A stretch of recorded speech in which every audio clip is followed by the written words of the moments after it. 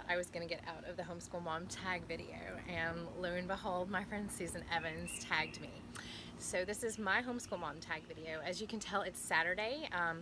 It's clean the chicken coop day here at our house and gardening day, and it feels like maybe some storm fronts are moving into the Georgia area.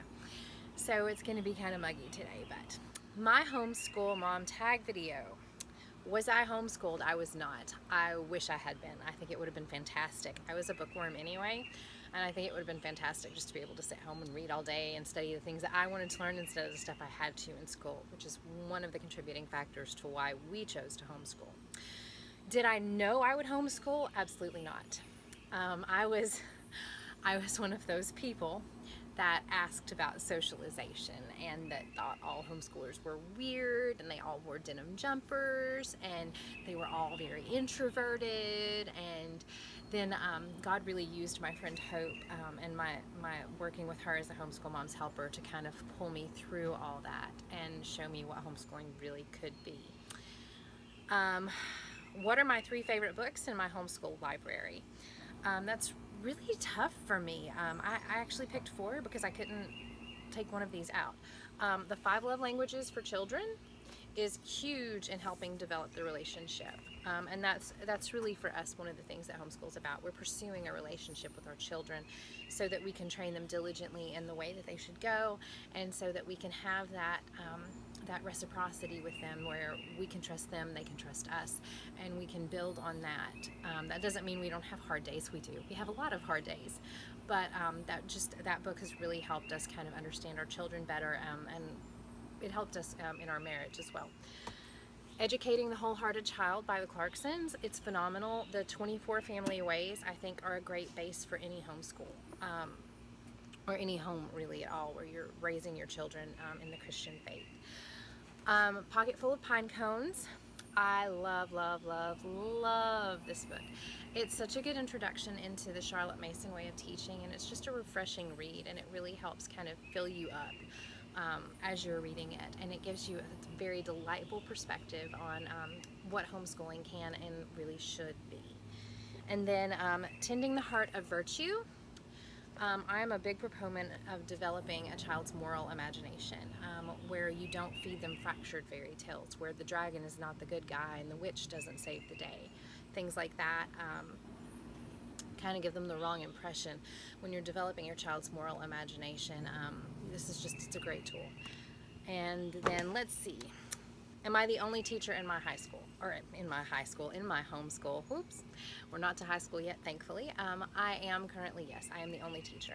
We do some online lessons for piano. We have, obviously the teachers at church that do Sunday school and Awana, and we have the zoo camps and things like that. But as far as their main teacher, I am the children's main teacher.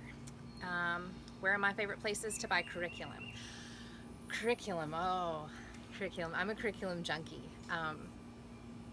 I love looking at curriculum. I love browsing curriculum. I love trying new curriculum, just to kind of see what works for my kids and to see what works for my clients' children.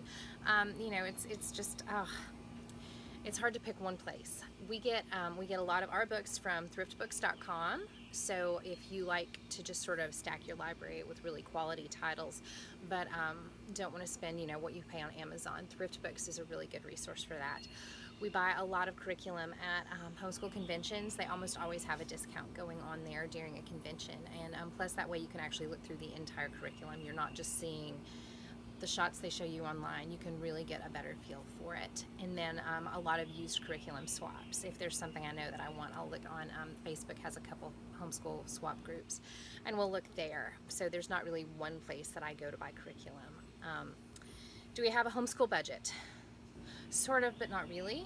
We do set aside a budget every year for kind of what we know we're going to need, but we also leave room in there for things that we may decide later on to add, or for extra classes or things like that. And it's not really set in stone. It's kind of fluid depending on what we need and what kind of extracurriculars the boys are interested in, because we do consider a lot of that as part of our homeschooling. Like their parkour classes I consider to be their homeschool PE, because I'm not okay with doing parkour. I'm a 35-year-old homeschool mom. I can't do parkour. But that's what they love and that's what they enjoy, and that keeps them active. And so that's kind of what we call our PE every week. So what are my 2 must-have homeschool supplies? My printer, and we have an HP printer. We use the HP Instant Ink. That gives us a great, like they send me ink before I know that I need it, so I don't get stuck in the middle of printing, a huge lap book collection and then have to wait, 3 days for the ink to get there. And my Charlotte Mason quarterly planner.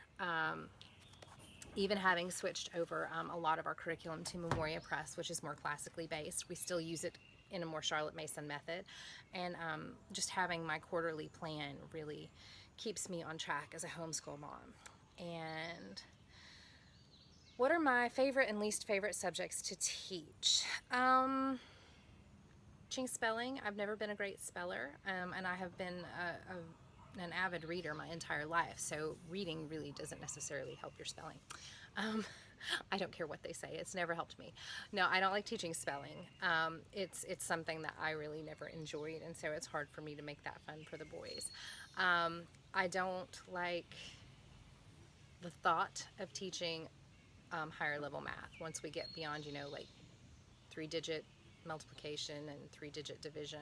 I'm probably going to hand that off. We've been looking at some curriculum that will allow me to do that. My favorite subjects to teach: science and anything having to do with literature and reading, because those are my 2 favorites. Are we involved in co-ops or homeschool groups? We are not. We have been in co-ops in the past. I love the social aspect of the co-ops. I don't like having to add to my plate teaching, because I am a work-at-home homeschool mom, and we also have the therapies for the boys, and I have my homeschool consulting business. There's just not enough time for me to feel like I'm okay planning for somebody else's child, and I don't want to let people down that way. So we are looking for a homeschool group near us where we can just kind of get together, or where I can let the boys take a class but I don't have to teach. So yes, we're in the process of looking for another one, but we haven't been part of one since we left Classical Conversations 2 years ago. And what is my approach? We are Charlotte Mason inspired, and we throw a lot of classical in, and we also have a lot of interest-led things that we do. Fridays are our interest-led days. So instead of doing our curriculum and all that on Fridays, we do the big science stuff that the boys want to do. We do our nature explorations. We do field trips. We will spend days going through Google and YouTube just to see kind of what's going on in the world of. That's funny. We'll go through whatever Mr. T is interested in there, and so that's kind of our approach. And so for my tag, I am going to tag my friend Colleen Kessler at Raising Lifelong Learners, and my friend Kate at My Little Poppies, and my friend Mary at Homegrown Learners. So I can't wait to see what you guys have to say.